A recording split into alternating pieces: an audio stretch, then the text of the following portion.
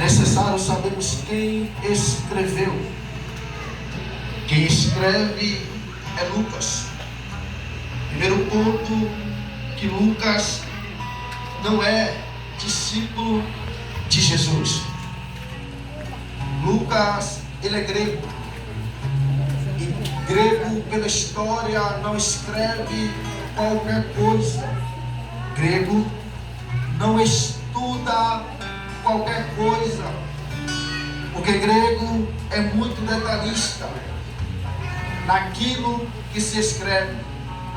É por isso que Lucas vai se destacar no meio dos evangelhos como mais detalhista. Ele vai narrar os textos com muitos detalhes. Mas Danilo, tu disse que Lucas não foi discípulo de Jesus. Então Lucas foi discípulo de quem? Pela Bíblia nós podemos entender, se nós cavarmos mais um pouquinho, entre Atos dos Apóstolos, capítulo 20 e diante, nós vamos ver que Lucas tem algumas participação quando Paulo está fazendo as suas viagens missionárias. Isto é tão verdade que alguns textos de Atos, que Paulo roga ao Senhor para que o Senhor enviasse Lucas para cuidar das suas feridas, porque Lucas era um excelente doutor. Eu te provo isso, que quando Paulo está diante de um discurso, em Atos dos Apóstolos, capítulo 20, se não me falha a memória, o texto diz que Paulo estende o discurso e é um jovem por nome Eutico na janela. O jovem adormece e cai. O texto diz que quando algumas pessoas se aproximam, e a história diz que Lucas estava presente. Provavelmente Lucas que deu o diagnóstico que foi a óbito.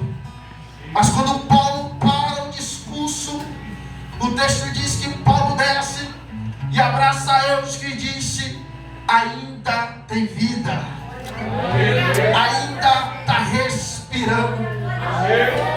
Podemos entender o texto que Lucas, no capítulo 1, ele vai narrar a história de Jesus e a história de um sacerdote por nome Zacarias. Podemos observar que no capítulo 4, Lucas vai narrar uma história de um Jesus que os fariseus começarão a falar mal, dizendo que Jesus está batizando mais do que os seus discípulos. O texto diz que Jesus não batizava, mas sim os seus discípulos que batizavam. Aí o que é que Jesus faz? Jesus se retira dessa multidão. E eu abro um parênteses e já fecho. Se afasta de pessoas que estão falando mal de você. E percebemos que Jesus sai e se retira. E para onde que Jesus vai, Danilo? Jesus vai para Samaria. Mas antes de Jesus chegar em Samaria, Jesus olhou para os seus discípulos e disse: vai comprar comida. E quando o discípulo vai comprar comida, o texto diz que Jesus fala novamente para os discípulos: é necessário passarmos por dentro de Samaria. Samaria era terra estranha. Judeus não se comunicavam com o samaritano. Mas porém Jesus senta diante de um poço que tem por volta de 30 metros de fundura. E vem uma mulher para tirar água desse poço. Quem é esta mulher? Uma mulher que é mal vista diante da sociedade. E Jesus olhou para ela e disse: mulher, dai-me de beber. Ela disse: como é que pode, dos sinos de Deus, pedir água a uma mulher que é samaritana? Há um ponto e um detalhe aqui. É que ela reconhece ele que é judeu por causa da sua barba que é comprida e por causa das suas vestes. Enquanto ela observa ele como judeus, ele decide se apresentar dizendo: mulher, se tu soubesse quem eu sou e quem te pede água, ele não te daria água, mas ele daria uma água que jorra para a vida eterna. Ela lhe disse: como é que pode? Tu é maior do que o nosso pai Jacó, que bebeu a água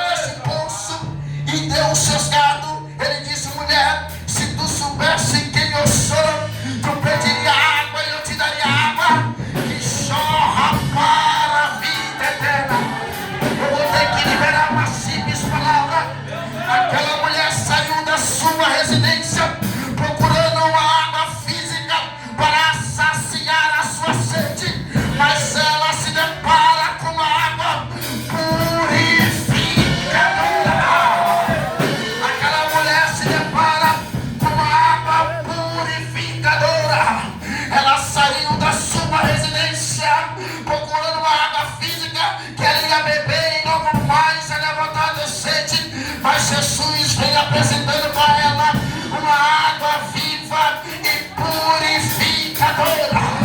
Pregador, eu quero base bíblica, vamos para a Bíblia. Jesus, certa feita, ele disse em João capítulo de número 7, o verso de número 37, ele disse: se creres em mim, do seu interior rios de águas vivas fluirá. Vou ter que liberar. Rios de águas vivas fluirá. Só baixa quem crê. Deixa eu ver se aqui tem alguém que crê.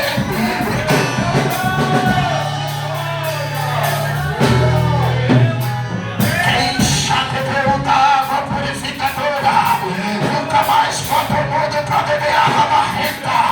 Quem já bebeu da água purificadora nunca mais todo mundo para se perder. Quem já bebeu da água purificadora nunca mais todo mundo vai cheirar uma cocaína, vai fumar uma maconha. Por que, Danilo? Porque a água purificadora ela limpa. A água purificadora ela liberta.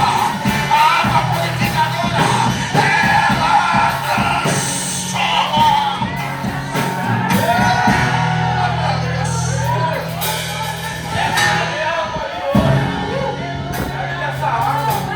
E quem é esta água purificadora, Danilo? É Jesus Cristo. Ele disse: aquele que tem sede, venha e beba da água da vida. Nós somos lá para nós garantir que eu preciso entregar a mensagem. Isso aqui é uma doutrina pesada, mas não é a mensagem. Mas quando chega no capítulo 7, o texto diz que ele vai para uma cidade chamada Naim. E quando ele vai para essa cidade chamada Naim, o texto diz que vai sair no funeral de um filho único de uma mulher. O texto diz que o filho era único. E detalhe, a mulher é viúva. E filho homem na Bíblia representa uma história. Eu não sei se você gosta de Bíblia, mas nós vamos navegar hoje aqui. Filho homem significa uma história. Se aquela mulher já perdeu o marido, já é um problema. Que ela tinha que ficar fora da cidade. Ela não poderia mais trabalhar. E a esperança que aquela mulher tinha, estava naquele jovem com vida. Porque era passado de pai para filho a responsabilidade. Mas se o jovem morre, não tem mais esperança. Vou vir três pontos e já fez. O passado dessa mulher é ruim, porque ela perdeu o seu esposo. O presente dessa mulher, William, é amargo, porque ela perdeu o seu único filho. O futuro, Danilo, é que ela não tem mais a esperança. Quem sabe você entrou nesse culto de hoje, quem sabe você já não tem mais a esperança de mais nada. Quem sabe você entrou nesse culto dizendo: eu vou lá, mas eu sei que não tem mais jeito. Mas o texto diz que Naim só tinha uma porta de entrada e uma porta de saída. Segura que eu vou aplicar. O texto diz que quando aquela mulher está vindo, junto com a multidão. Que multidão é essa, Danilo? É três grupos distintos. O primeiro grupo é as carpinteiras que vestiam de preto, do alto da cabeça até a planta dos pés, e levava a terra e chorava lágrimas falsas. O segundo grupo é os frontistas, porque melhor naquela época ser os frontistas era melhor no Brasil. O terceiro é os coveiros, que está do outro lado esperando para sepultar uma história. É alguém que está no diário de multidão, mas está sofrendo a dor sozinha. Mas o texto diz que quando ela vai para sepultar o seu filho, e detalhe, o cemitério ficava fora da cidade a 10 metros. Enquanto estava uma multidão de luto, veio outra multidão com a vida.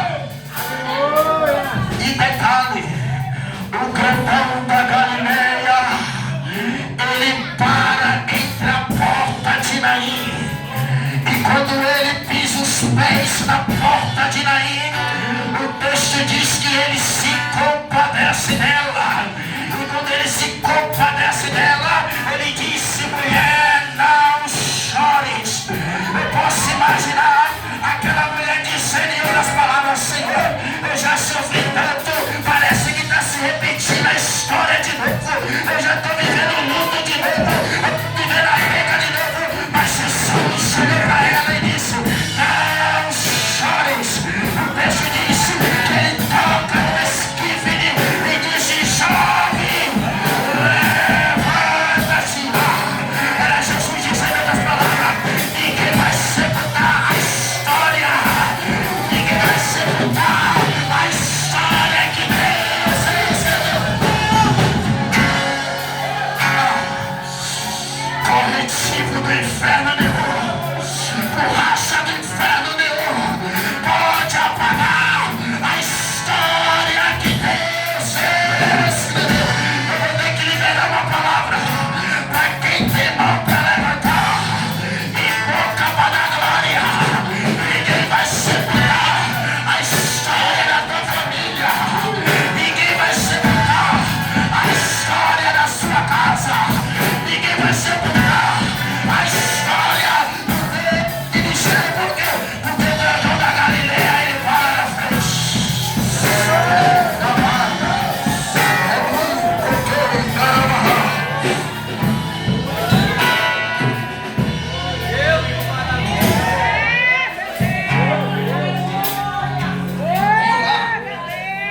Eu preciso entrar no capítulo 8. Já entra agora. Mas o texto no capítulo 8, Lucas já começa a narrar assim: é que Jesus saía de cidade em cidade. Mas certa feita, o capítulo 8, no versículo 1, começa que Jesus saía de cidade em cidade. Mas aqui, Lucas já muda o roteiro. Lucas não vai mais apresentar um Jesus de milagre. Lucas já vai apresentar um Jesus libertador. Aí Lucas começa a narrar que havia uma mulher possessa de demônios malignos. E o que Jesus faz? Liberta a mulher. Depois que Jesus liberta essa mulher, mais embaixo vai falar a palavra do semeador. Não vou entrar aqui para não ganhar tempo. Mas como Jesus passava em cidade, Jesus olhou para os discípulos e disse: vamos até uma cidade por nome de Gadara. Mas Jesus sabia o mistério que estava em Gadara, Bíblia. Mas há um detalhe que os discípulos não sabiam. Deus de maravilha. Jesus sabia o mistério que estava em Gadara, mas os discípulos não sabiam. Mas o que Jesus faz, Danilo? Ele olha para os seus discípulos e disse: nós vamos até Gadara. Aí Jesus entra dentro do barco. E quando Jesus entra dentro do barco, o texto diz que ele vai em destino a Gadara, uma cidade. Mas o texto diz que no devido da caminhada, no percurso para ir até Gadara, se levanta uma forte tempestade. Se levanta um ventoral. Mas o que Jesus está, Danilo? Marcos disse no capítulo de número 2, no versículo 35, que Jesus está na popa dormindo.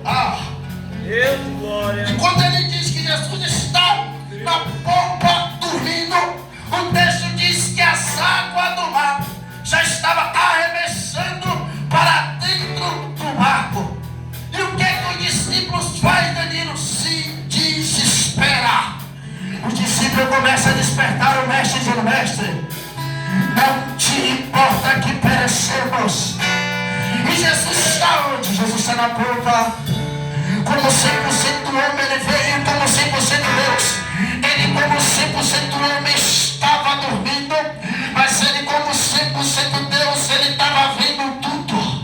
Mas porém o discípulo insiste dizendo: mestre, não te importa que perecemos. Aí Jesus olha para o discípulo, levanta e diz: homens de pequena fé. Jesus repreende o vento e manda o mar se aquietar. O que o discípulo faz? Enche o coração de temor e disse: quem é este que até o vento e o mar lhe obedece? Muitas das vezes vai perder um pouquinho, mas vai curar. Muitas das vezes tem pessoas que têm 10, 20, 30 anos na igreja, mas não conhecem o próprio Jesus que serve. Muitas das vezes tem pessoas que têm muitos anos na igreja, mas não confiam a maiores que Jesus que serve. Aí Jesus disse: homens de pequena fé, mas eu vou liberar uma palavra. Só chega e Gandara que passa pelo preparamento da tempestade. Só chega e Gandara que passa pelo preparamento da tempestade. Que sabe você ligando o mundo de hoje e está dizendo: está tudo difícil. A sombra está descendo para dentro do barco. Eu não vou parar, eu não consigo mais.